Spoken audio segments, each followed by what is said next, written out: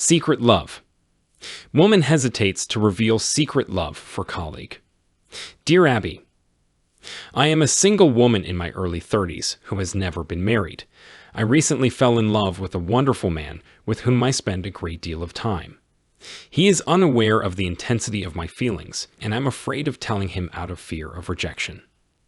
There are a couple of additional concerns. He is 15 years my senior and a medical doctor. I am a social worker in a lower economic class. In addition, we are of different religions, but we have similar spiritual beliefs and values. He is also my coworker.